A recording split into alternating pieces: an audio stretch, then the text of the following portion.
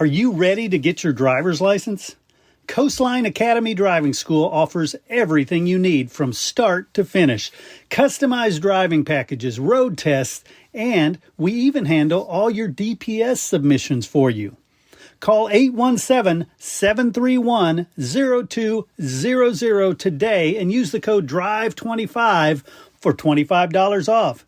That's 817-731-0200. Coastline Academy Driving School.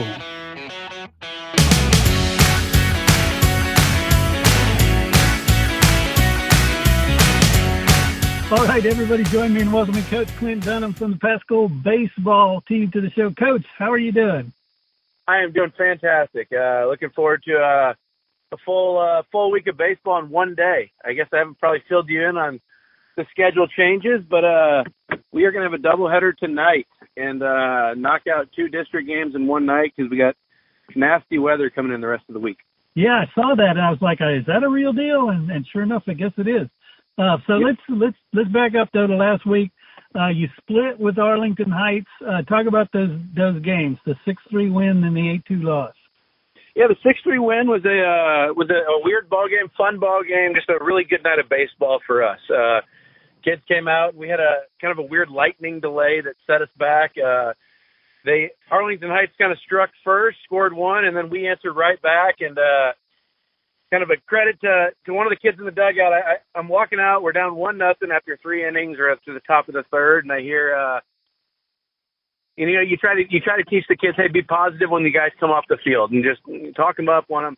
So the bench guys, you really try to really hype them and get them to get the guys coming off the field, and get that energy back up. And I hear one of the kids, I'm walking out to coach third, I hear him say, we're going to be just fine. Charlie's going to lead off the inning with a hit right here, and then we're going to score 4 runs. And you look up after the end of the third inning, and Charlie Witherington leads off with a single, and you look up, and after 3 innings, it's 4-1. So it was Luke Jowers had one of the best predictions I've ever heard. So just kind of a testament, though, to the kids of, the dugout doing a good job and staying involved. And kids did a really good job tacking on runs along the way. We had a little over an hour plus lightning delay in that game. So Owen Settle went in, and he'd only thrown 24 pitches through 3 innings. But so we brought him back. He came back in and actually ended up throwing a 86-pitch complete game. So wow.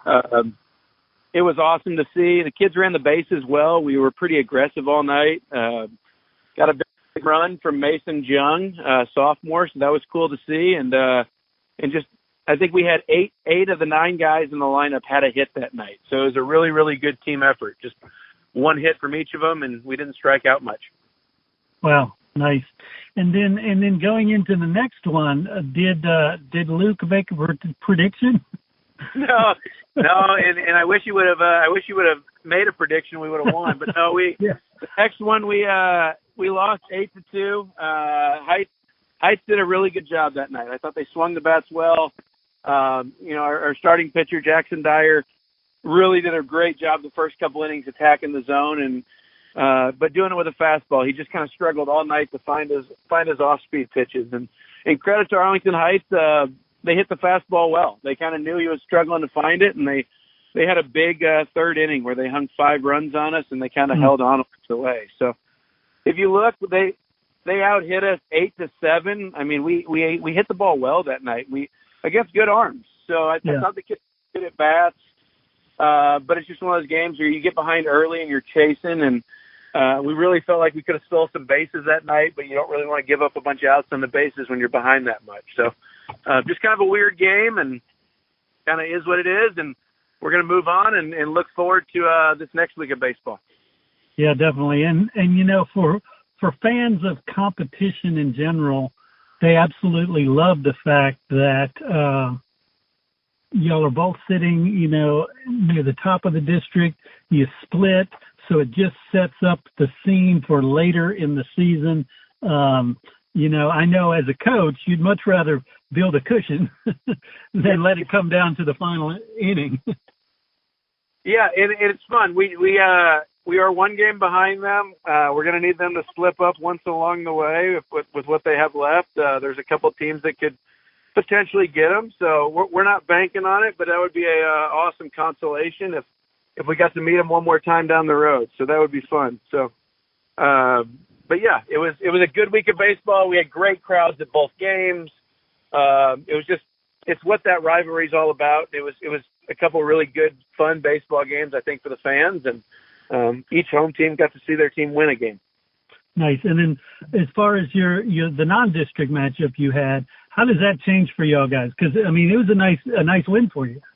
Yeah, it was a good win. So if you look up, in the next couple of weeks are good. We tried to schedule hard, and you never really know when the season goes in how good those teams are going to be. But you look, and Arlington Lamar is in first place in their district, in the 6A district. And next week we have Joshua, who's in first place in theirs. And then you have Richland and Mansfield Legacy, all sitting kind of atop their district. So the next weeks, it's some really good Saturdays of baseball we have. So this last one was nice to see. We kind of tell the kids we're trying to get these pitchers ready now that we're back to trying to get in the flow of getting some starting pitchers innings who were throwing a lot for us in tournaments and maybe haven't the last couple of weeks. So it was a great day to get Tex Shope back on the mound. He was very deserving of getting innings. So it was good to get him back out there. He gave us 4 quality innings. I think it was 2 earned runs, but really there was a call that was very, very questionable that if we get out of that inning, it's 0. So really good day on his part. He gave us about 75 pitches, and then Mason Jung and Anthony Riojas both came in and got some innings, and Mason got in a little jam at the end, so it was really nice to see Anthony Riojas, who we've given him a bunch of little small jobs along the way, and we said, hey, we need you to close this game out, and he came in and 2 batters, 2 outs, and we're shaking hands and high-fiving each other, so that was awesome. I love it. Well, let's talk about this week. You mentioned the doubleheader against Wyatt, and you said that's because of weather, correct? Yeah, so they have I talked to their coach. We're supposed to play at their place Friday. They don't have a tarp. So we had said, okay, we'll try to go Tuesday at yours and Friday at ours. And then we start looking, and it just wasn't looking like, if the weather looks like it's going to be, it's going to be really hard to play at all this weekend. So if that's the case, that would push us into Monday of next week, and you really don't want to give anybody 3 district games in a week. I'm very confident that we're capable of doing that with our pitching staff, but some of the other teams maybe don't like that disadvantage it puts them at. So that being said, we said, hey, we can do a doubleheader Tuesday night, play both district games. So we're tonight at 5 and 7. So that'll be a fun time, and hopefully we can get 2 wins and then start looking towards the next week. Nice. And then, and what's the situation with Northside? That still will happen. That'll be next week on Tuesday, right? Yeah, and we'll be right back to Tuesday, Friday from here out, hopefully. This is a real unique situation. I've never done one before. In 10 years, we've never done 2 district games in one night. So they are going to be home team. OD Wyatt will be home in game 2, even though it's at Paschal. So each team will get a home game this week, but we're just trying to play them both, get them in, because, like I said, the weather just is going to get what we think is going to get nasty on Friday, Saturday. And you're not actually, by UIL rules, you cannot move up a Friday game into a Thursday during the school. So that kind of ties our hands behind our back, and Friday and Saturday just don't look real good. So the only option you can do is a doubleheader, or just keep pushing it back. So we're going to try the doubleheader this time, and hopefully it works out for us. Yeah, definitely. So talk to me about the district standings, because Trimble Tech is up there now with our Arlington also.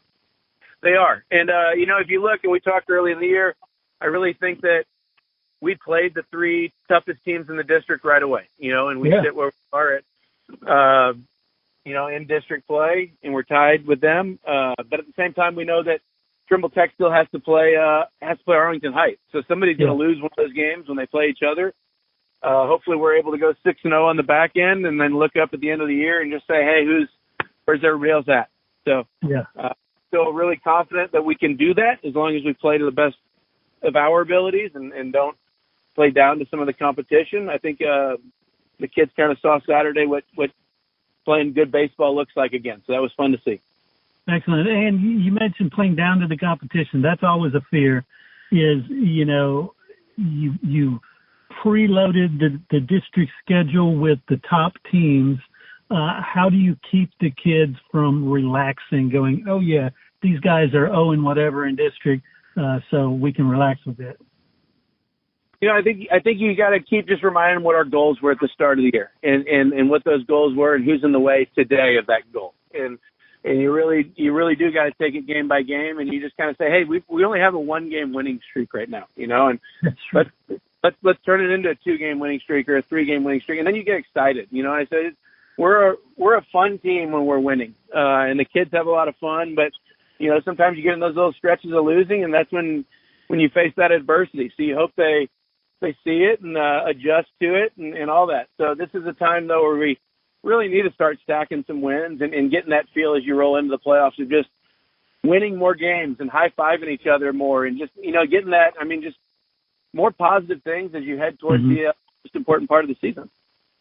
Yeah, and at the end of the day, a district loss is a district loss, regardless if it came to the seller team or the top team, right?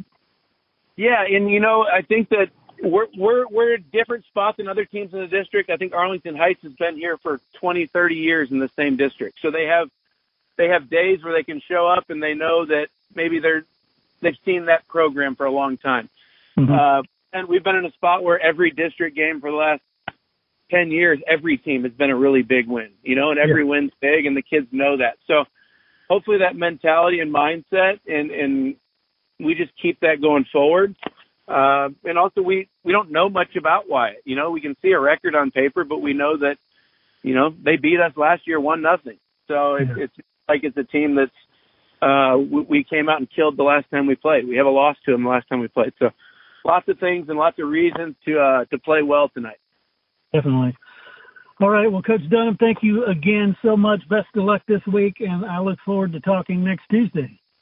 Thanks, Chris. I look forward to it too.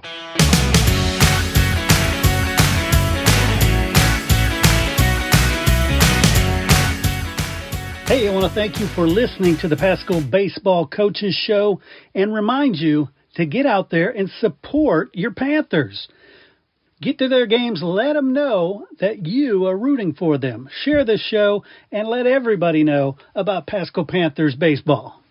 Hey, do you dream about a career in sports media, hanging out with legends of sports? I'm Chris Doelle, and I went from being an absolute nobody to speaking at the top sports conventions, to hosting some of the top sports podcasts, and publishing 5 books and more. And I want to share with you my secrets, step by step, how to make it happen for you. Super Bowl champs, NBA stars, Hall of Famers in every sport, Olympians, you name it. They are in my cell phone and they take my phone calls. The best part, the 5 secrets to sports media success is absolutely free, but it's not for everyone. I'm not going to waste my time giving it away to wannabes and quitters. I do not have time for that. Only the serious will get this. I will teach you how to earn the respect of the sports media big shots. I will teach you how to score connections you never felt possible, but will change everything in your sports media career. And I'll teach it just like I did it, building it from scratch. How to build it from absolutely 0 people paying attention to you to millions and more. Stuff that got me on major media platforms. So, do you want in? I'm not going to give you an URL that you're going to fill out and forget about. No, I'm not going to make it that easy. It is simple. It's not easy. You simply find me on social media, anywhere, any platform. I am everywhere. Chris Doelle. It's a funny name, so I'm easy to find. And you send me a message that says something along the lines of, give me the 5 secrets. Or sports media success, something that jogs my mind to go, oh, this person is serious. They took the time. Prove that you're serious and I will send it to you. Sports media is frankly all about amazing stories, right? So take that step to start writing your own.